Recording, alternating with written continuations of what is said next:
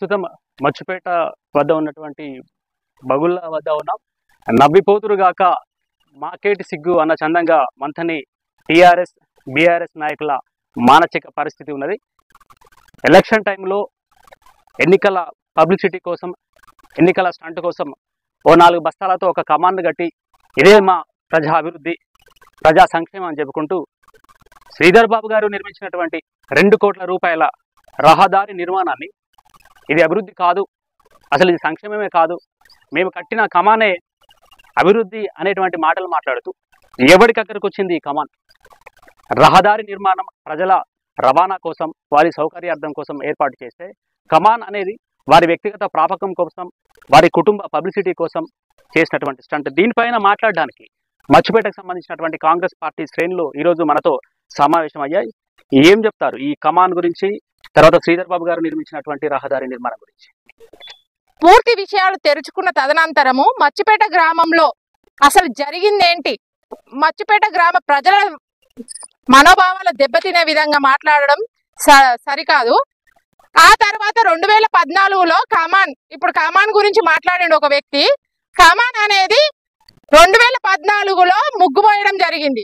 ఆ కమాను కూడా మేమే కట్టిస్తామంటే లేదు లేదు అధికారంలో మేమున్నాం, మేము కట్టిస్తామని చెప్పి 2014లో నిర్మాణం మొదలుపెట్టిన కమాన్ను మొన్న రీసెంట్ గా 2024లో ఎలక్షన్, శాసనసభ ఎలక్షన్ల ముందు పూర్తి చేసి దానికి ఒక పెయింట్ వేసి పేర్లు రాసుకున్నారు. అది ఎంత లక్ష రూపాయల బడ్జెట్ తో చేసిన కమానికే వాళ్ళకి 10 సంవత్సరాల టైం పట్టింది. ఈ కమాన్ పేరు చెప్పుకొని 2 కోట్ల రూపాయల నిధులు మంజూరు చేసిన శ్రీధర్ బాబు గారు రోడ్డు నిర్మించినాక మేము చేసినామని చెప్పుకోవడం సరికాదు. బీఆర్ఎస్ పార్టీ మాకు ఎటువంటి నిధులు మంజూరు చేయలేదు. 2024లో మా గవర్నమెంట్ వచ్చిన తర్వాత శ్రీధర్ బాబు గారు మళ్ళీ దాన్ని శాంక్షన్ చేపించి రోడ్డు నిర్మాణం మాకు మచ్చుపేట మీటింగ్ లో చెప్పినట్టు 100 రోజుల్లో పూర్తి చేస్తా అని చెప్పిన శ్రీధర్ బాబు గారు 100 రోజుల్లో మాకు రోడ్డు నిర్మాణం చేసి దాని గురించి ఇక్కడ మాట్లాడితే వీళ్ళు వాళ్ళ వ్యక్తిగత దూషణలు చేయడం సరికాదు. శ్రీధర్ బాబు గారిని ఇంకోసారి ఇలాంటి విమర్శలు చేస్తే మేము ఊరుకోం. మచ్చుపేట గ్రామ ప్రజలందరి తరపున ఖబర్దార్, ఇంకోసారి నోరు జాగ్రత్తలో పెట్టుకోండి. మంత్రి గారు చేసినటువంటి అభివృద్ధికి సంబంధించిన బౌళ్ళ రోడ్డుకు 2 కోట్లకు సంబంధించిన అభివృద్ధి పనుల కోసం సారు మా గ్రామస్తుల కోరిక మేరకు తను మాట్లాడడం జరిగింది. తన మాటలను వక్రీకరిస్తూ బీఆర్ఎస్ పార్టీ నాయకులు చేయని అభివృద్ధిని చేసినామని తన ఖాతాలో వేసుకొని వాళ్ళ నాయకునికి, గతంలో ఉన్నటువంటి నాయకునికి లబ్ధి జరిగే విధంగా మాట్లాడి ఇప్పుడు ఎలక్షన్స్ ఉన్నాయి కదా, ఈ ఎలక్షన్లలో మళ్ళీ లబ్ధి పొందుదామని ఓ చిన్న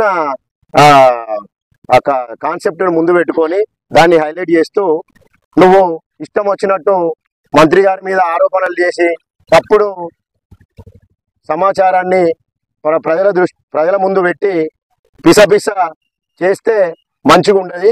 అబద్ధపు ప్రచారాలు ఒక చిన్న పని చేసి దాన్ని పూర్తి చేయడానికి కనీసం 10 సంవత్సరాలు తీసుకున్న ఆ నాయకులు ఇలా సార్ను విమర్శించడం అనేది చాలా దిగ్గుచేటు.